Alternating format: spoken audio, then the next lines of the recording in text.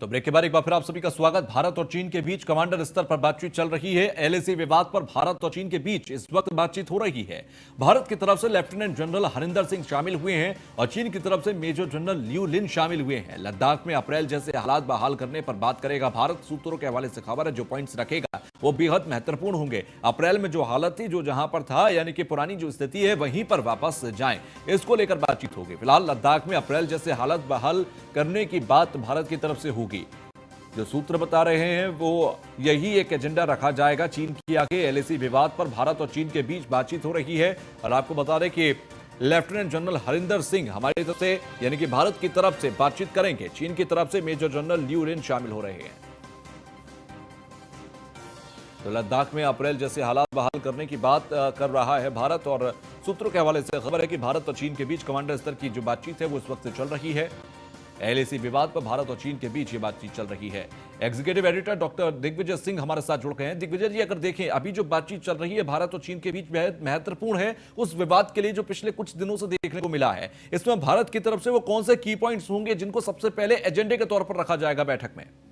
देखिए, भारत का बहुत साफ स्टैंड है कि हम जो भी निर्माण कार्य कर रहे हैं जिसपे चीन को आपत्ति है और जिसके बाद से उसने जमावड़ा शुरू किया है, वो निर्माण कार्य पूरी तरह से हमारे नियंत्रण वाले क्षेत्र में हो रहे हैं और इस पर आपत्ति जताने का चीन का कोई अधिकार नहीं है। क्योंकि इससे पहले जब चीन ने अपनी तरफ सड़क बनाई थी तो भारत ने ऐतराज नहीं जताया, जो कि जताई जाने चाहिए था, लेकिन ऐसा नहीं किया गया क्योंकि शांति बनी रहे। अब जब भारत अपने नियंत्रण वाले क्षेत्र में कोई निर्माण कर रहा है तो चाइना को बोलने का अधिकार नहीं है। यही बात है और इसी पर चाइना का स्टैंड क्या होता है ये निर्भर करेगा कि बातचीत का नतीजा क्या निकलता है। भारतीय पक्ष ने बहुत क्लियर किया है कि नतीजा निकलना या ना निकलना चीन की तरफ से है, यानी कि बहुत साफ है कि जो हमारा स्टैंड है हम उसमें किसी भी तरह का कॉम्प्रोमाइज नहीं करेंगे और ये जो हमारे साथ सीमा तक जा रही है वो बनेगी।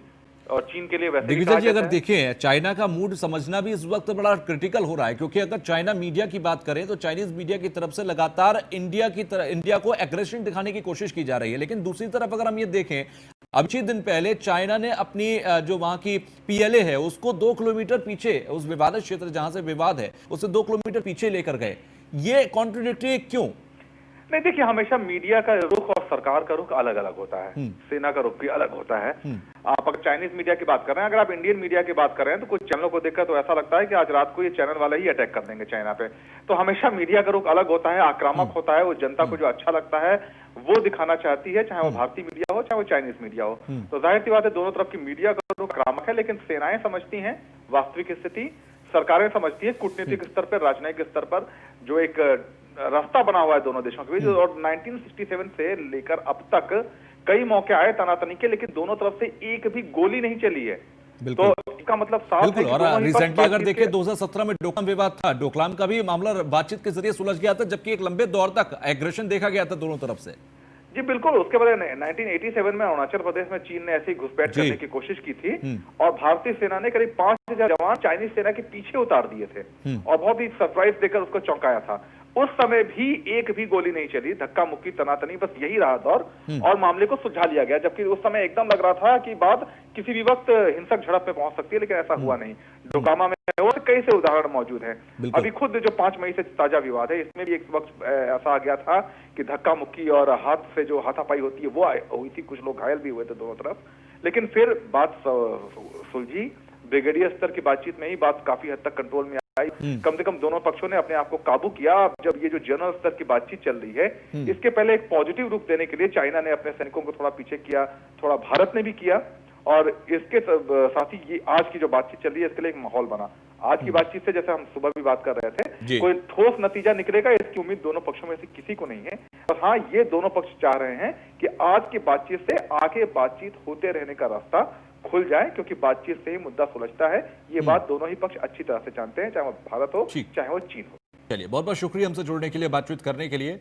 तो भारत और चीन के बीच बातचीत लेफ्टिनेंट जनरल स्तर की ये बातचीत है। आपको बता दें कि भारत और चीन के बीच कमांडर स्तर पर बातचीत चल रही है और इस बातचीत के दौरान इसी बात को लेकर सबसे पहले बातचीत होगी। भारत की तरफ से जो की पॉइंट होगा कि हम जो भी निर्माण कर रहे हैं वो भारत के क्षेत्र में आता है, अधिकारिक क्षेत्र में आता है। इस पर चीन की अगर कोई आपत्ति है तो वो चीन की अपनी एक समझ होगी, लेकिन इस पर कोई भी विवाद नहीं बनता और भारत अपने निर्माण कार्य को रोकने के लिए कतई राजी नहीं होने जा रहा। फिलहाल ऐसे में देखना होगा कि दोनों ही स्तर से, यानी कि कमांडर स्तर की जो दोनों तरफ से बातचीत होगी उस पर टेबल पर बैठकर क्या कुछ होता है, आज कोई नतीजा निकलता है या फिर आगे और दौर की बैठकें देखनी होंगी, ये देखना होगा। फिलहाल भारत की तरफ से लेफ्टिनेंट जनरल हरिंदर सिंह शामिल हो रहे हैं और चीन की तरफ से मेजर जनरल लिन शामिल होंगे।